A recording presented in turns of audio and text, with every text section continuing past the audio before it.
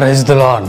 మన ప్రభువును ప్రియరక్షకుడైన యేసు క్రీస్తు వారి నామంలో మీ అందరికీ ప్రత్యేకమైన వందనాలు, శుభాలు తెలియజేస్తున్నాను. ప్రియులరా, అందరు బాగున్నారా? ఆరోగ్యంగా ఉన్నారా? మీ గురించి అనుదిన ప్రార్థనలో జ్ఞాపకం చేసుకుంటున్నాం. దేవుడు మనకిచ్చిన శ్రేష్టమైన సమయాన్ని బట్టి ప్రభుని ఎంతోగానో స్తుతిస్తున్నాను. ప్రియదని బిడ్డలారా, ఈ నవంబర్ నెల 8వ తారీఖున దేవుడు మనకిచ్చిన వాక్యం చదువుకుందామా? మరి ఇంకెందుకు ఆలస్యం, మన దగ్గర బైబిల్ గ్రంథాలు ఉంటే తెరవండి, వాక్యాన్ని చదువుకుందాం. 139వ కీర్తన 17వ వాక్యం ఈ రీతిగా వ్రాయబడినది. ఏమనగా, ఒక శ్రేష్టమైన మాట ప్రభువు మన మధ్యలో పెట్టాడు. ఒకసారి చూద్దామా? 139వ కీర్తన 17వ వాక్యాన్ని చూద్దాం.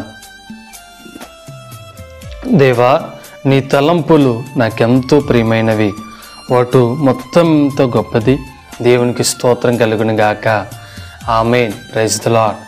దేవుడు ఈరోజు నీతో మాట్లాడుతున్న మాట ఏంటి అంటే గనక, నీ తలంపులు నాకెంతో ప్రియమైనవి అంటున్నాడు భక్తుడు.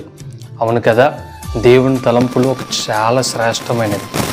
మనం చిన్నగా లేకపోతే కొంతగా ఆలోచిస్తాం, కానీ దేవుని తలంపులు మాత్రము చాలా శ్రేష్టమైనవి. ఈరోజు ప్రజెంట్ బిడ్డలారా, మనం కొన్ని తలంచుతుంటూ ఉంటాం, కానీ దేవుని తలంపులు అలా కాదు. మనలను ఒక ఉన్నతమైన రీతిలో ఆశీర్వదించాలని, దీవించాలని మన కొరకు ఆయన తలంచుచుంటూ ఉంటాడు. కొంతమంది అనేక రకాలుగా లోక సంబంధంగా తలంపులు ఉంటాయి. దేవుని తలంపులు అటువంటిది కాదు, ఆత్మ సంబంధమైన తలంపులు. అందుకే భక్తుడు అన్నాడు ఒక అద్భుతమైన మాట, దేవా, నీ తలంపులు నాకెంతో ప్రియమైనవి. అవి మొత్తం గొప్పది. ఆ తలంపులు ఎంతో గొప్పగా ఉన్నాయి, శ్రేష్టంగా ఉన్నాయి.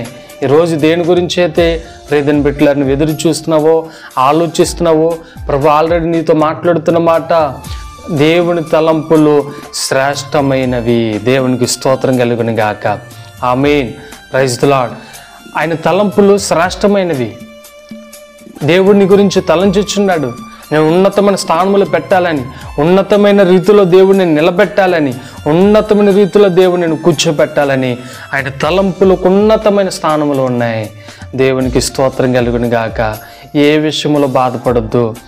దేవుడు మన గురించి అనేకమైన రీతిలో ఆలోచిస్తున్నాడు, దీవెనకరంగా మారుస్తాడు.